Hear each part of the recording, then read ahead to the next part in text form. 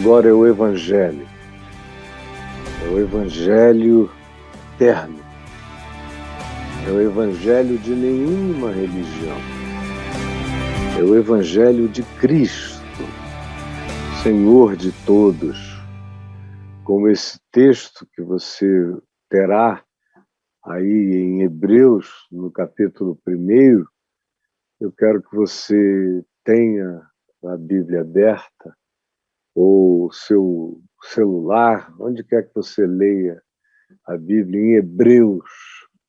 Leia em Hebreus, no capítulo 1, vai do verso 1 até o capítulo 2, verso 18. E eu quero falar sobre essa pergunta: por que Jesus basta? Por que Jesus basta? Na realidade, essa era a pergunta que o escritor de Hebreus estava respondendo. Porque esses hebreus aos quais ele destina essa epístola, esses hebreus eram crentes voltando atrás. Eram pessoas que tinham se convertido ao Evangelho e, depois de algum tempo, estavam fazendo um retrocesso, um moonwalking na direção do judaísmo outra vez. E Jesus estava sendo relativizado por causa disso.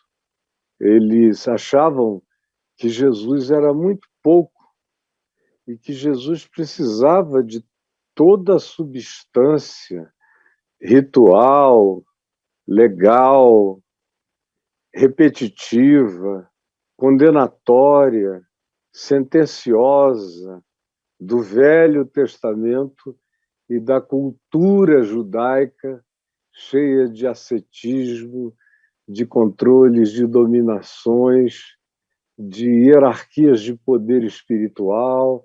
E eles estavam voltando para isso, para os sacrifícios, para a imolação de animais, para todas as coisas vencidas, ultrapassadas, caducas, obsoletas, que tinham ficado definitivamente acabadas, excluídas e exterminadas, por assim dizer, vencidas é a palavra, na cruz, por Jesus, que rasgou o escrito de dívida que havia contra nós e que constava de todas as ordenanças da lei e que nos era impossível obedecer por fora, no comportamento, e por dentro, nos pensamentos e nas emoções e nos sentimentos, onde era impossível.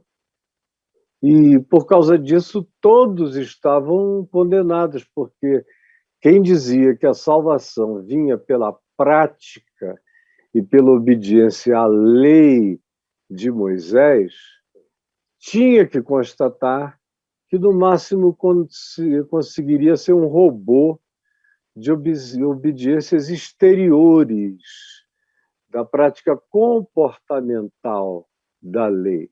Mas no coração ele matava de ódio, ele adulterava de cobiça, ele roubava de desejo, ele mentia contra o próximo por no coração, desejar o mal, não falava com a boca, mas desejava com o coração, não honrava pai e mãe, desviava-se do pai e da mãe e do amor que deveria ter.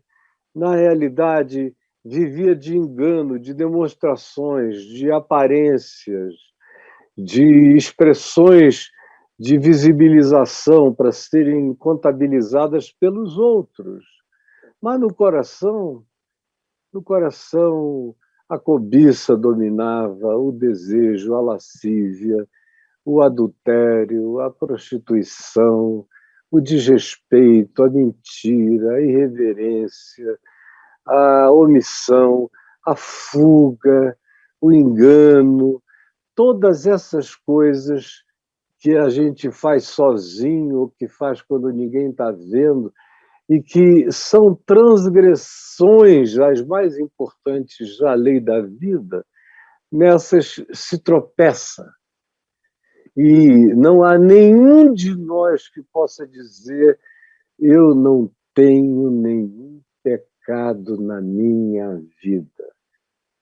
Mesmo o fariseu mais hipócrita no comportamentalismo externo, dentro ele carrega, como Jesus disse, rapina, sujidades, putrefação, o cheiro ruim do que ele guarda, o hálito putrefato dos enganos acumulados no coração. E é isso que o escritor de Hebreus está dizendo.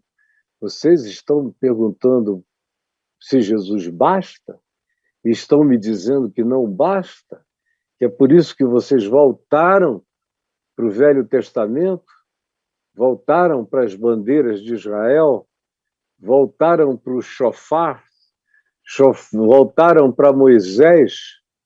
Voltaram para as minúcias de uma legislação impossível por fora e por dentro, e que só torna vocês piores, porque quanto mais vocês mentem acerca do que não conseguem realizar no coração, piores vocês ficam, mais mentirosos, mais cretinos, mais filhos da mãe, mais completamente disfarçados, mais inimigos da verdade, mais gente do disfarce, da aparência, do faz de conta, do engano deliberado, e o coração de vocês vai ficando feio, e o caráter de vocês vai se tornando amorfo, o interior de vocês perde o conteúdo, vocês viram pasta. Quanto mais vocês tentam viver essa lei, pior vocês se tornam. Acabam virando mentirosos, como Jesus disse em João 8, mentirosos filhos do diabo, ou em Mateus 23, mentirosos, hipócritas, raça de víboras, filhos do diabo, que vive do engano e da mentira. Então, Jesus é bastante? A resposta que eles estavam dando era não, a gente precisa de outras coisas. Assim como entre nós, já faz tempo que Jesus não é bastante. Quando eu me converti, para a maioria, Jesus ainda parecia ser o bastante. Alguns 10 anos depois já começava a não ser. 20 anos depois já não era. Hoje em dia, Jesus já não tem mais nada a ver. É só o nome que entra nas conversas, nas saudações, mas o conteúdo da vontade dele, da mente dele, do desejo dele, do mandamento dele, que é amor, não está presente em nenhum de nós. A gente vive da mecânica da religião e dos seus dogmas e das suas doutrinas e sistematizações, mas não da essência, não do amor a Deus, não da fé genuína, não da entrega de vontade de andar após Cristo, de estar nele, de viver com ele, de segui-lo não como quem vai bem atrás, mas como quem vai par e passo, andando com ele, olhando, seguindo, tendo nele aquele para quem eu olho, como diz aqui Hebreus, e que é o autor e o consumador da minha fé, é o absoluto absoluto, que completa tudo, que preenche tudo. Bom, o capítulo 1 começa dizendo como Jesus é o absoluto, como palavra de Deus. Deus falou muitas vezes, ele diz, pelos pais, aos nossos pais, aos patriarcas, ao povo que veio antes desses dias aqui do escritor de Hebreus, que foi antes dos anos 70 da nossa era, falou aos profetas, falou de muitos modos aos povos antigos, às pessoas da antiguidade, mas ele diz agora, no entanto, ele falou pelo Filho, ele falou pela manifestação do Filho, que é Cristo Jesus, a quem ele constituiu o herdeiro de todas as coisas, pelo qual ele fez o universo. Ele é o resplendor da glória, ele é a expressão exata do ser de Deus, sustentando, Jesus sustentando todas as coisas pela palavra do seu poder. É a palavra dele que energiza todos os cosmos, todos os universos. Essa palavra da ressurreição e da vida, essa palavra que diz ao morto putrefato, vem para fora e ele vem. Essa palavra que abre olhos, essa palavra que traz a luz, essa palavra que diz haja luz e houve luz e há luz. Ele que é a expressão exata do ser de Deus e que sustenta as coisas, todas as coisas, pela palavra do seu poder, depois de ter feito a purificação dos pecados da cruz. Purificou todos os pecados do mundo. Assentou-se à direita da majestade nas alturas, tendo se tornado tão superior aos anjos, aos arcanjos, aos principados, às potestades, às civilizações extraterrestres, aos poderes, aos tronos, às soberanias universais, às camadas e às federações civilizatórias do universo inteiro. Tudo isso ficou posto sob os seus pés. Assim como ele herdou um nome mais excelente de obediência do que qualquer outro nome dado na terra, nos céus, debaixo da terra, entre qualquer criatura consciente do universo. O nome dele está acima de todo nome. É por isso que Jesus basta, você me entendeu? Jesus basta. É a primeira resposta do escritor da carta aos Hebreus. Jesus basta. A primeira razão pela qual ele basta é essa. Ele é a palavra absoluta. O resto dava dicas, indicações.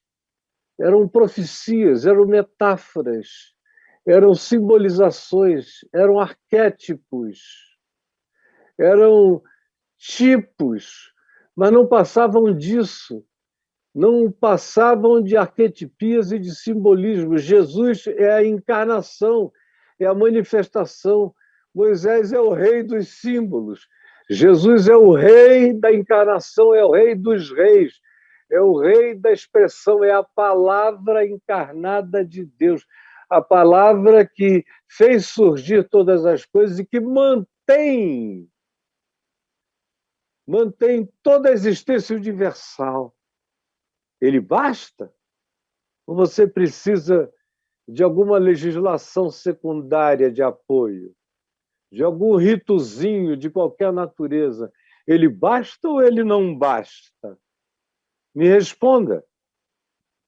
Aí o escritor de Hebreus diz que além ele basta por todas as razões, e essa primeira aqui já deveria excluir todas as demais. Ele basta por causa disso. Já não é bastante? Me responda se é ou não é. Mas o escritor de Hebreus ainda vem e acrescenta outras razões. Ele dá uma outra razão e diz que ele basta porque ele é maior do que os anjos. O verso 14, os versos de 1 a 14 nos dizem isso. A qual dos anjos jamais ele disse, tu és meu filho, eu hoje te gerei. Ou eu lhe serei pai e ele me será filho. Ele disse isso para Gabriel, para Miguel, para Uriel, para qualquer dos arcanjos que você queira nomear, ou que sejam nomeados na cultura judaica, não há nenhum deles. Os anjos são servos dessa grande salvação, cujo cetro de equidade está nas mãos de Cristo. Foi por isso que ele foi ungido com óleo de alegria acima de todas as outras criaturas universais. E até o verso 14, é isso que vem sendo dito e repetido, dizendo ele está acima dos anjos. Vocês querem o quê? Culto a anjos, poder de anjos, visão de anjos, manifestação de anjos? Os anjos, porventura, não são eles apenas espíritos, ministradores, enviados para o serviço a favor dos que hão de herdar a salvação gratuita, realizada e consumada por Jesus? Está acima de todo o principado, potestade e poder. Aí ele diz outra razão. Ele diz, porque ele tem testemunhos que ninguém mais tem igual ao dele. Como escaparemos nós, diz o capítulo 2, verso 3, se negligenciarmos tão grande salvação, a qual tem sido anunciada inicialmente por Jesus, pelo Senhor, e foi-nos depois confirmada pelos que a ouviram e viram e conversaram, estiveram com ele ressuscitado de entre os mortos durante 40 dias, ensinando a eles o reino de Deus, eles que com ele já tinham convivido 3 anos e meio. Assim, desse modo, dando Deus testemunho, juntamente com eles, por sinais, prodígios e vários milagres, e por distribuições dos dons do Espírito Santo sobre todo aquele que invoca o seu nome, segundo a sua vontade.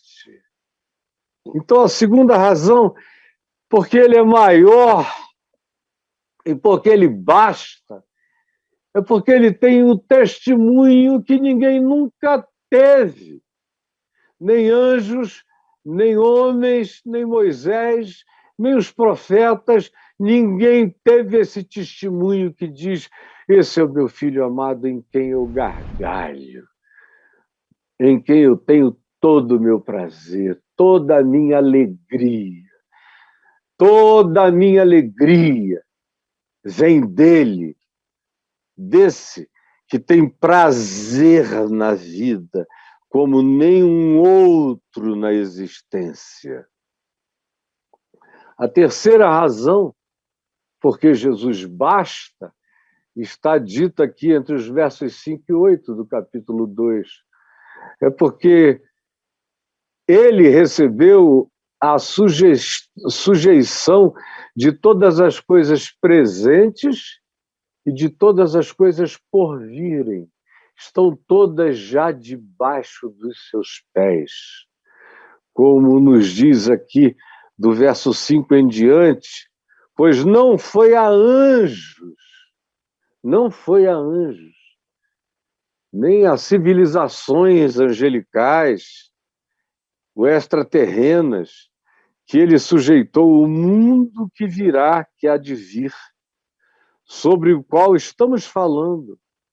Antes alguém em certo lugar deu pleno testemunho disso, dizendo que é o homem que dele te lembres e o filho do homem que o visites.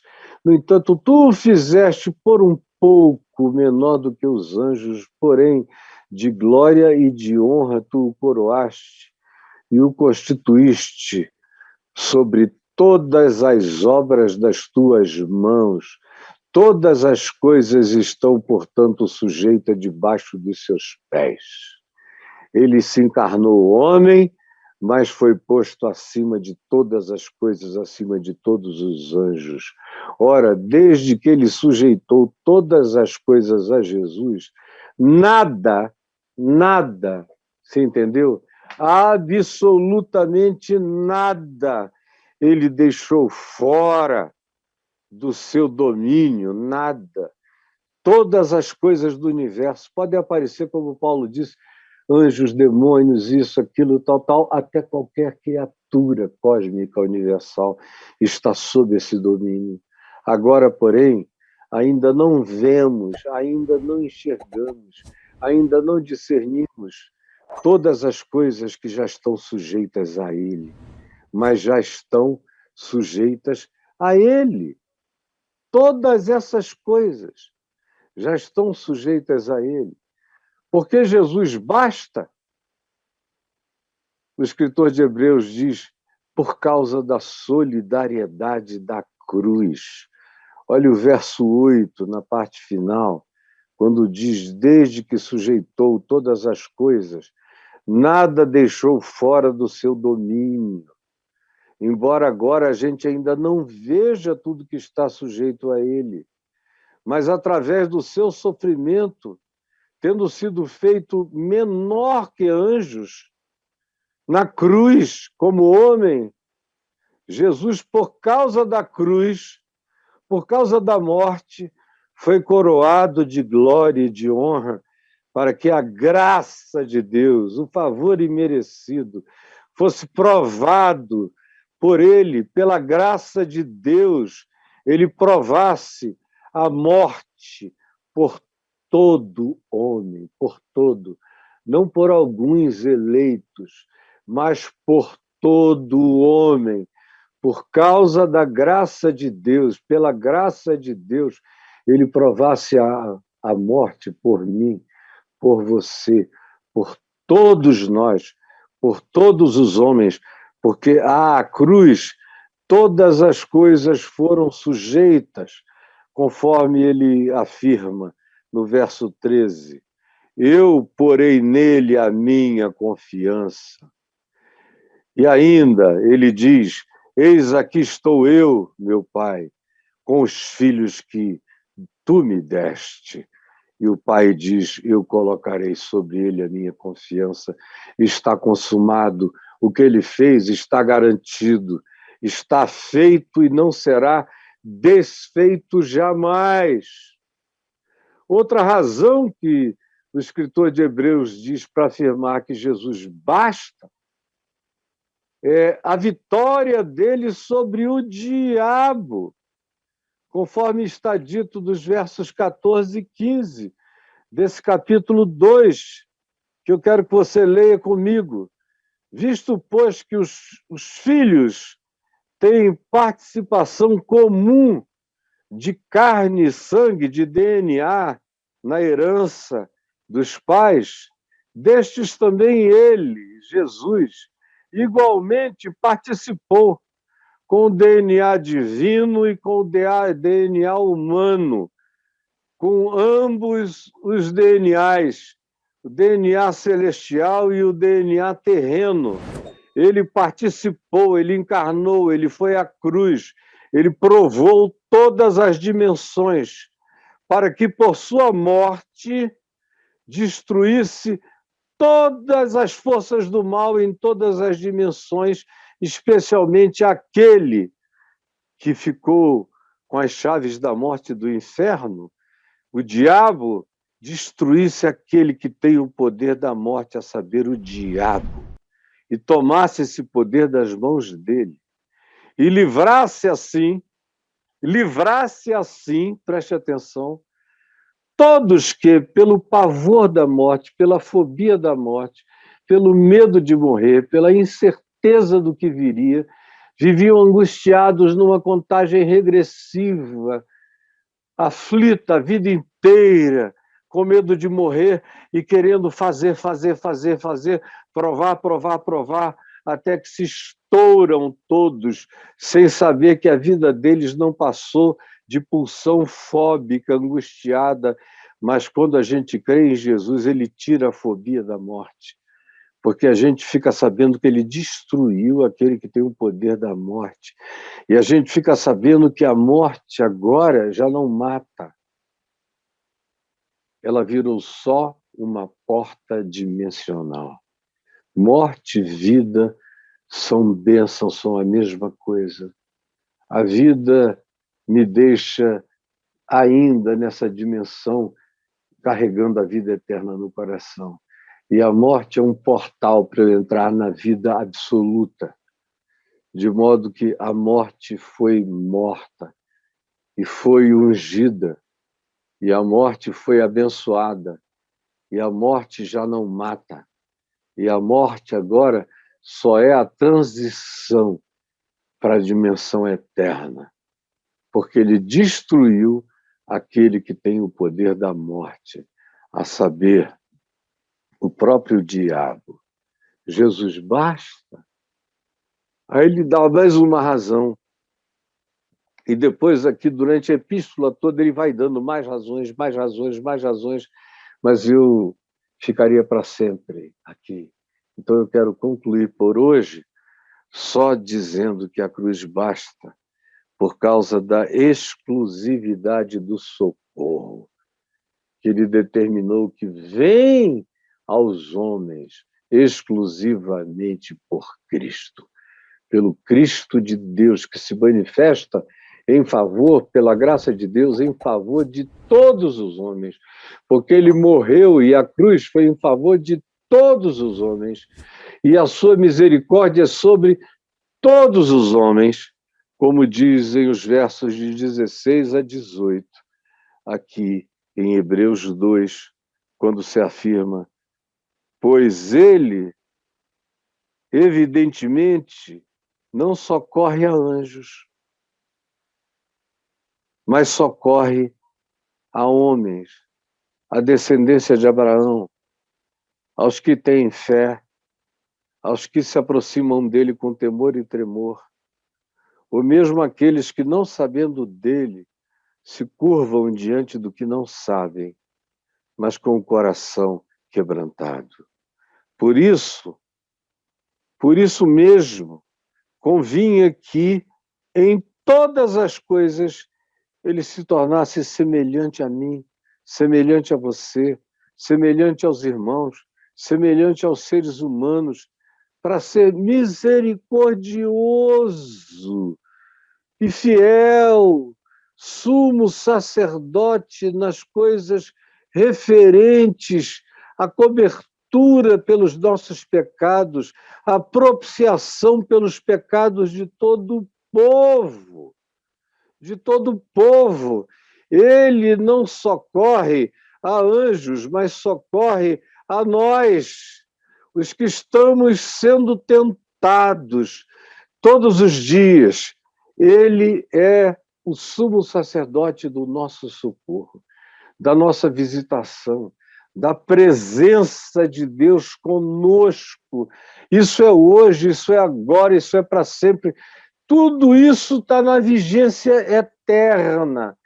Basta para todos sempre. Amém. E eu e você não temos que ter dúvida de nada. Está consumado, está feito, está realizado.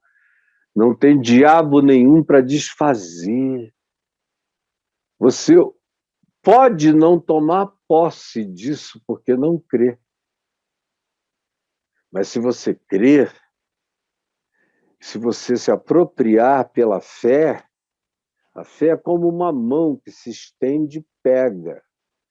Se você se apropriar pela fé, trouxer para si e abraçar, se você engolir, comer como alimento para o seu ser, toda a substância dessa consciência de fé, você será habitado por Cristo, pela palavra de Jesus, pelo Espírito de Cristo, pela confiança de Cristo, pela alegria dele em Deus, que será a sua alegria agora em Deus. E você se alegrará como filho, porque ele é o primogênito que te fez herdeiro com ele sobre todas as coisas, e já me pôs, e pôs a ti também, assentado acima de todo trono, de todo principado, de todo poder. Eu estou sentado aqui na minha cadeirinha. essa poltrona que já está comigo há uns 35 anos. Só 15 anos da minha história ministerial não me tiveram sentado nessa cadeira. Mas de 35 anos para cá, ela sempre foi a minha cadeira de trabalho. Mas ela não tem poder nenhum. Ela só está aqui porque eu a mantive. E ela é forte também. Mas, de fato, olha para mim aqui. Eu estou, enquanto estou assentado aqui, de olhos fechados, falando. Eu estou de olhos fechados porque eu sei que eu estou me vendo assentado no colo de Deus, nas regiões celestiais, nas dimensões acima de todas as dimensões. Eu estou sentado, usando uma metáfora, como uma partícula quântica que está aqui, mas ela própria, o seu recíproco, já pode estar em outro lugar da galáxia ou em outra galáxia ou no fim do universo. Eu estou para além do fim do universo. Estou aqui, mas estou sentado acima de todo principado, potestade e poder, assentado em Cristo Jesus, assentado nele, com ele, nas regiões celestes. E você vem me perguntar se Jesus basta? Eu já estou sentado nos céus. Eu não tenho esse é assunto para quem está ainda só aqui, pesquisando, tateando, sem saber de nada, ouvindo todo mundo, seguindo loucuras, insanidades. Graças a Deus, eu ouvi a verdade há 50 anos e criei nela. E a abracei. Nunca mais fui enganado por nada que não fosse evangelho. E quando eu pequei na minha vida pessoal, foi por deliberação própria, foi por pecado meu. E nunca teve nada a ver acerca de negar a Jesus. Não. Eu sempre soube quem ele era e afirmei quem ele era. E da minha boca, nos últimos 50 anos, só saiu verdade acerca de Jesus, mesmo que a verdade fosse contra mim. Eu nunca deixei de estar assentado nos lugares celestes em Cristo Jesus, mesmo quando eu não podia dizer para as pessoas aonde eu estava. Mas eu sabia que em Cristo Jesus eu nunca deixei de estar sentado. E nunca deixei de ser vindicado, validado e afirmado por Ele, como sendo dele em qualquer circunstância e apesar de tudo, e que aquilo era só um momento de insanidade, como foi, e a minha lucidez eterna e celestial, que nunca tinha se afastado de todo de mim, voltou numa plenitude como eu próprio jamais a tinha experimentado antes, porque eu estou posto em Cristo Jesus acima do meu próprio pecado, acima de todo principado e poder.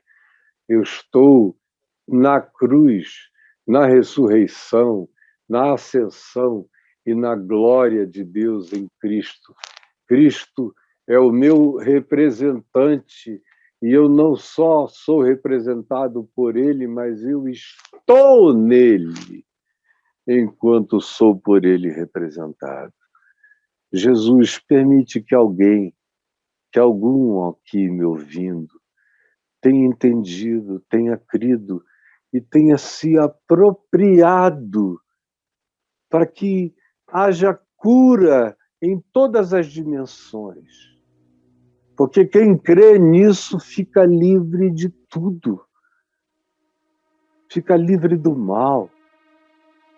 E aprende qual é a vereda simples da paz e da confiança. Eu te peço que o Espírito Santo realize o que eu não consigo realizar. E semeie e frutifique essa palavra no coração de alguns, ou pela tua graça, quem sabe, no coração de muitos. É o que eu te imploro, em nome de Jesus. Amém e amém.